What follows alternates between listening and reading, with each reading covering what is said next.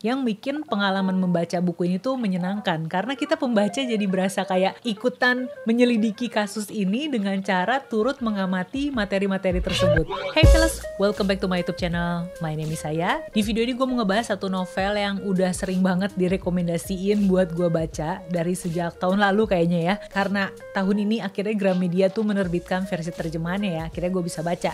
Yaitu judulnya ini dia, A Good Girl's Guide to Murder, ditulis oleh Holly Jackson. Judul terjemahannya tuh jadi panduan membunuh dari anak baik-baik. Seperti biasa gue akan kasih tahu dulu blurb alias sinopsis singkat supaya kebayang ini tuh ceritanya tentang apa. Baru nanti kita masuk ke bagian reviewnya. A Good Girl's Guide to Murder ini bercerita tentang tokoh utamanya, Pippa Fitz-Amobi, seorang siswi sekolah yang sedang mengerjakan tugas akhir. Topiknya tuh menarik, jadi Pippa ingin mengusut kasus 5 tahun lalu dan bagaimana pengaruh media, baik itu media cetak, media TV maupun media sosial terhadap kasus tersebut.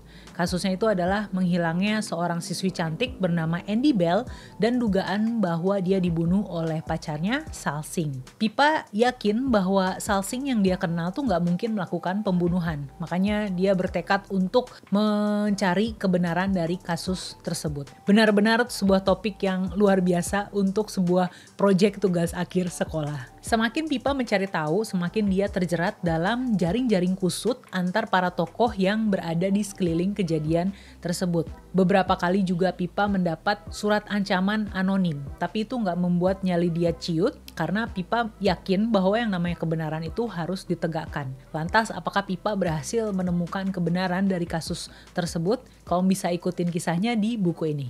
Itu tadi blurbnya, sekarang kita masuk ke bagian reviewnya.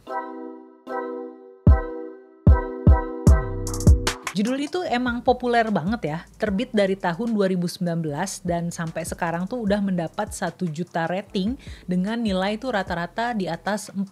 Dan setelah gue membacanya sendiri memang gak heran sih dan gue juga setuju. Oke, kita mulai membahas dari segi narasi dulu ya. Jadi narasi di buku ini tuh pakai point of view sudut pandang orang ketiga dan lebih menyoroti ke tokoh utama kita yaitu Pippa. Nah, ada juga bab-bab yang pakai format tulisan risalah alias rangkuman hasil penelitiannya dia gitu. Nah, di bab-bab berisi risalah inilah pembaca akan lebih mengenal karakternya Pippa karena di situ kita bisa mendengar Pippa mengumpat, Pippa menggerutu, Pippa takut, Pippa bingung. Pokoknya bagian-bagian itu bikin pembaca ngerasa terkoneksi dengan tokoh utama kita. Selain itu ada juga format lain yang dimasukin ke buku ini ya, seperti misalnya gambar peta, udah gitu ada tangkapan layar percakapan teks, ada tangkapan layar email, ada transkrip wawancara, yang bikin pengalaman membaca buku ini tuh menyenangkan karena kita pembaca jadi berasa kayak ikutan menyelidiki kasus ini dengan cara turut mengamati materi-materi tersebut. Sekarang kita bahas alurnya.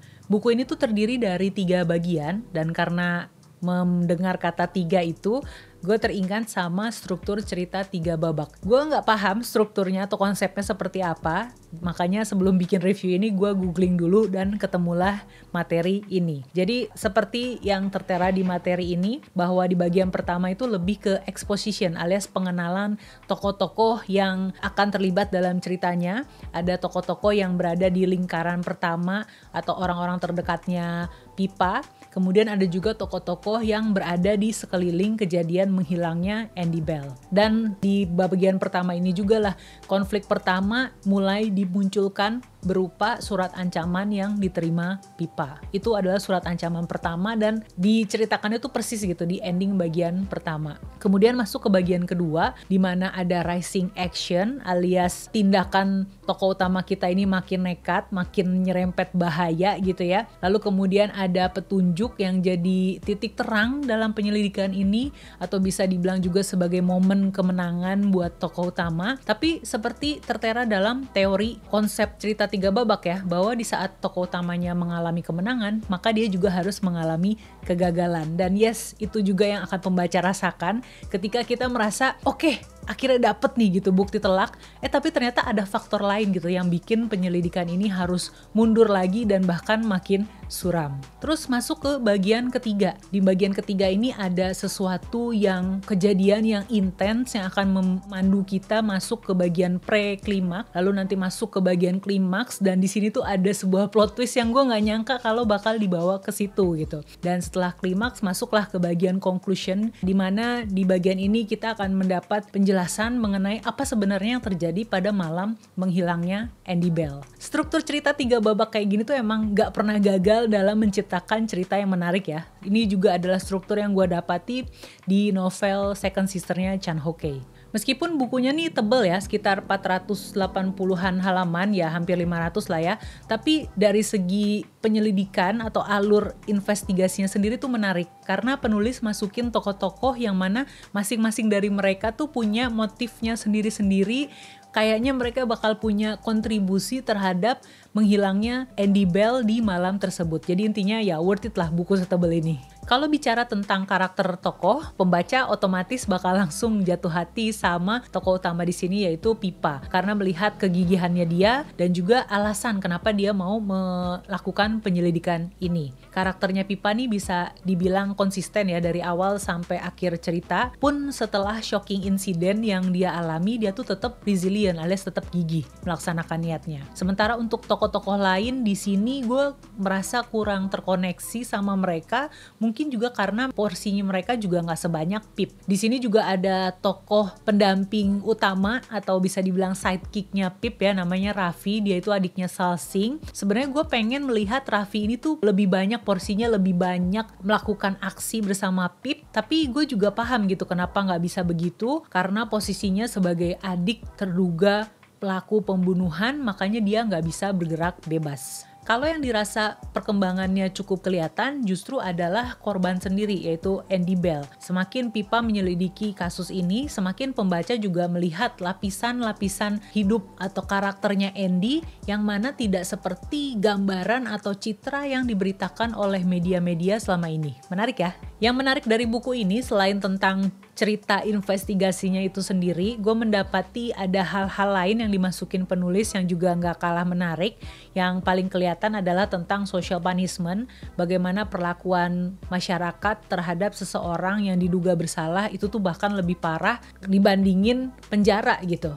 Terus kemudian yang kedua tentang pola asuh dalam sebuah keluarga, tentang betapa rapuhnya mental remaja, dan juga tentang itu yang jadi topik penelitiannya Andy, bagaimana media membingkai sebuah peristiwa yang dikonsumsi masyarakat. Bagus sih, makanya nggak heran banyak banget yang suka, banyak banget yang kasih rating 4 bintang ke atas. Gue pribadi kasih rating 4,5 buat A Good Girl's Guide to Murder. Belum sampai 5 bintang karena apa ya, ada merasa terjemahan di sini beberapa bagiannya agak kagok dibacanya, jadi mempengaruhi juga ke pengalaman membaca.